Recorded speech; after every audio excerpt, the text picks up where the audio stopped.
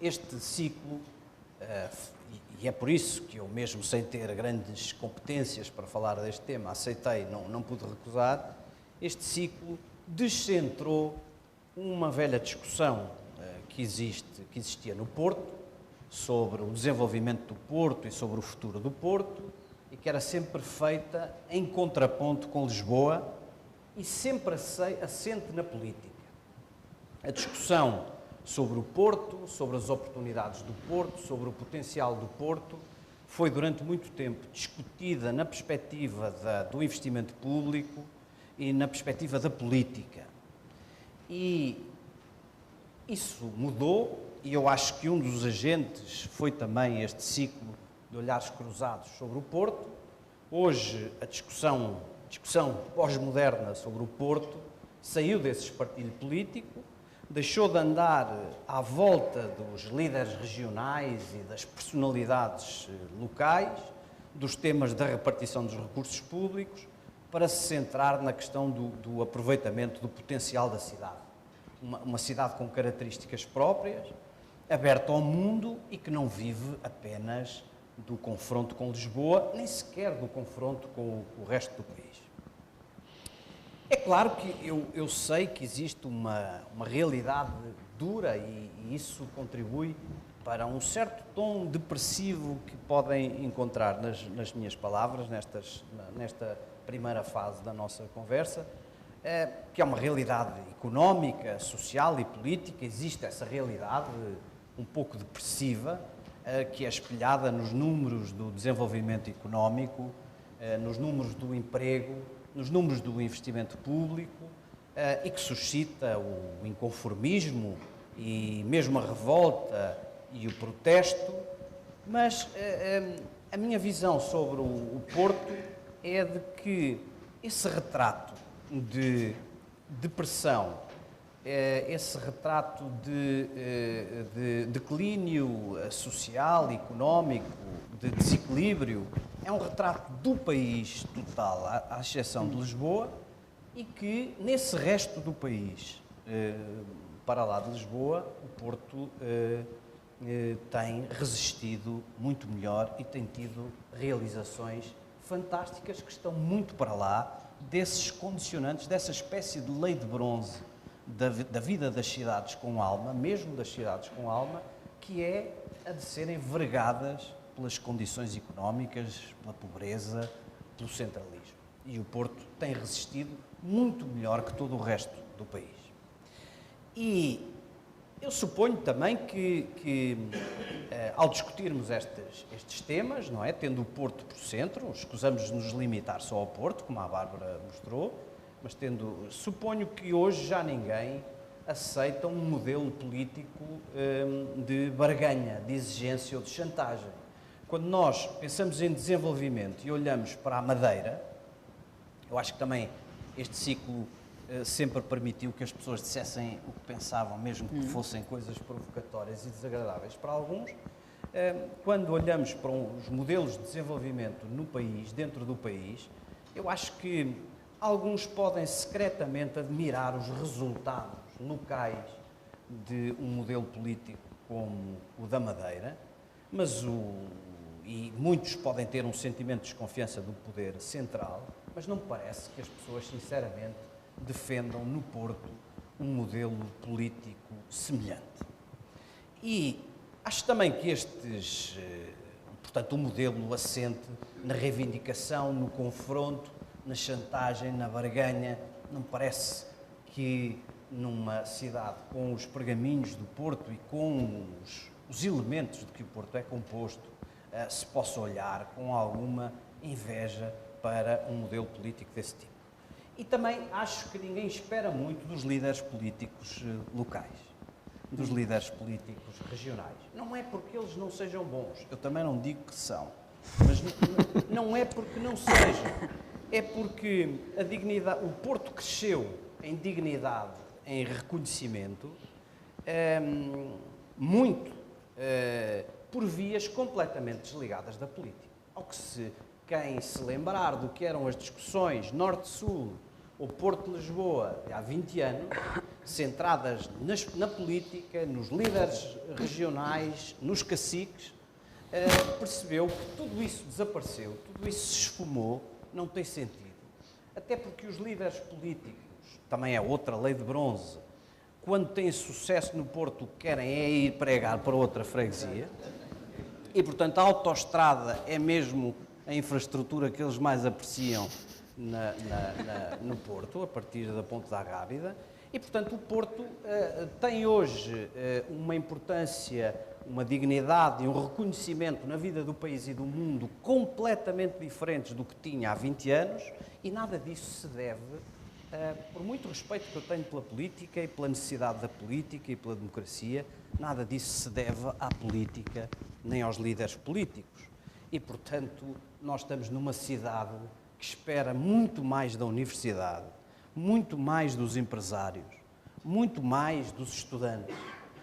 muito mais dos investigadores, muito mais dos agentes culturais do que dos políticos e dos dirigentes políticos, e faz bem, não é preciso estar na franja do sistema, nem ser uma espécie de anarquista para se pensar assim. Acho que a cidade faz bem e acho que esse pensamento é melhor. O Dr. Barbosa de Melo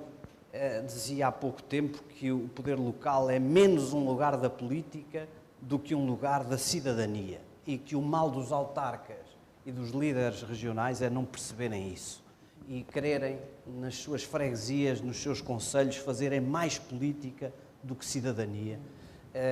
E aqueles que triunfam são aqueles que fazem mais cidadania do que política. Eu acho que nas grandes áreas metropolitanas talvez não seja bem assim. Há um papel de enquadramento, de inspiração, de energização, mas parece-me que devemos esperar mais do espírito do Porto do que dos políticos do Porto, nos quais me incluo, obviamente. Mas se é de elites que falamos, como é que fixamos as elites ou os candidatos às elites? Bom, hoje existe, como sabem, uma grande confusão sobre o que é isso das elites. Porque o que são as elites depende de uma expressão horrível, mas que é difícil de substituir, das instâncias legitimadoras. Se as instâncias legitimadoras são a televisão, as elites são muito mais os atores das telenovelas do que os intelectuais, os reitores das universidades, os investigadores, as pessoas que dirigem esses institutos de investigação famosos no Porto ou que dirigem Serralves. Se para ser da elite é preciso um reconhecimento popular, ninguém consegue bater aqueles que têm um tempo de antena na televisão. Aí até eu sou capaz de bater o professor Sobrinho Simões. Se fizerem um inquérito, quem é que é mais da elite no Porto, Lobo Xavier ou Sobrinho Simões, julgo que os números darão Lobo Xavier pela simples razão de que me vêem mais vezes. Isso, obviamente, é profundamente errado e portanto, esse não me serve, esse conceito de elites, nem me serve o povo como instância para este efeito. A democracia não estamos obrigados a votos em todos os domínios da vida e não me serve como instância legitimadora e, portanto, as elites são outras coisas, são aquelas pessoas capazes de melhorar a vida e de conduzir a vida das pessoas para melhorias sucessivas. Lembrava há pouco tempo também um articulista aqui do Porto, bastante inconformado, o Carlos Abreu Amorim, que o Raymond Aron dizia: uma sociedade terá tanto mais sucesso quanto mais capaz for de fixar as elites. E, portanto, nesse sentido, é importante medir como é que o Porto é capaz de fixar essas elites, não as elites da televisão, mas as elites, aquelas que criam realmente alguma coisa de diferente. E as elites, nas elites não incluo a política. Não é por demagogia nem por populismo para alinhar ao lado do fraco valor que hoje em geral se atribui à política, que eu acho em grande medida injusto. Não é por isso que eu não incluo os políticos aí, mas é que as instâncias mediáticas que a Bárbara representa subverteram completamente os critérios relativamente às elites políticas. Por exemplo, faz parte protesto, sob palavra de honra, que não quero atacar ninguém nem dizer mal de ninguém, mas algumas coisas vou ter que dizer que vão parecer que eu estou a dizer mal a alguém. Mas, por exemplo, faz parte da elite do PS António José Seguro, o qual é visto como uma reserva, uma espécie de reserva moral do partido. Mas o grande atributo que ele teve durante todos os últimos 10 anos que eu me lembro foi o silêncio. Faz parte também da elite, fazem parte hoje, entre aspas, da elite política, muitas pessoas praticamente sem existência, sem obra, sem nenhuma realização e apenas fundadas nessa aparição televisiva. E essa discussão, esse problema houve aqui nas últimas eleições para a Câmara do Porto, porque eu próprio, aliás, participei nesse equívoco com as minhas apreciações, porque chegou a dizer-se que, por exemplo, a elite do Porto estava com Elisa Ferreira e que Rui Rio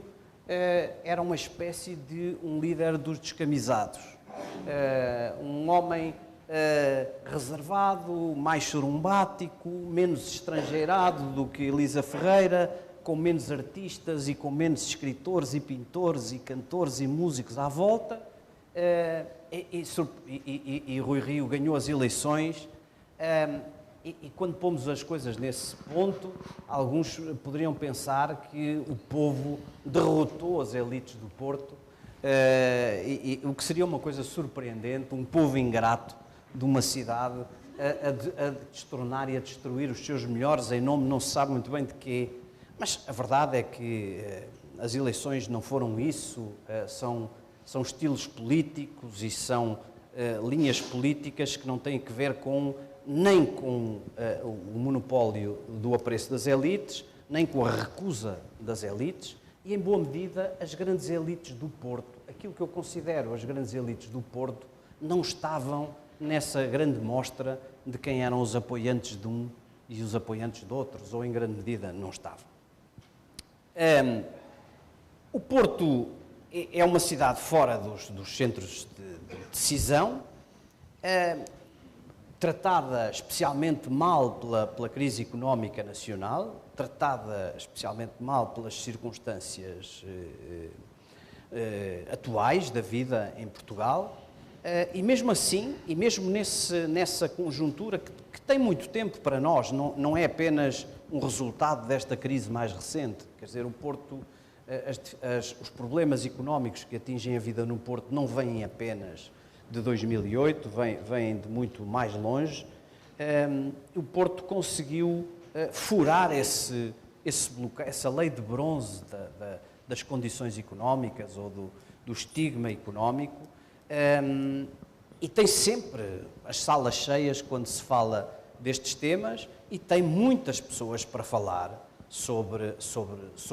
esses temas. Para falar não como as elites locais, que me parece ser uma contradição nos termos, que ser num mundo moderno, globalizado, não sei bem o que é isso das elites locais. O que há elites no Porto com o sentimento de Porto e com o sentimento de pertença ao Porto, e é nisso que eu acredito para o desenvolvimento do Porto. O que eu acredito é, sobretudo, nas pessoas que, a partir do Porto, construíram coisas fantásticas, sobretudo se tivermos uma perspectiva relativa, tendo em conta o que é Portugal e a periferia de Portugal e ainda a periferia do Porto. O Porto tem realizações completamente fantásticas que ultrapassam muito as suas potências.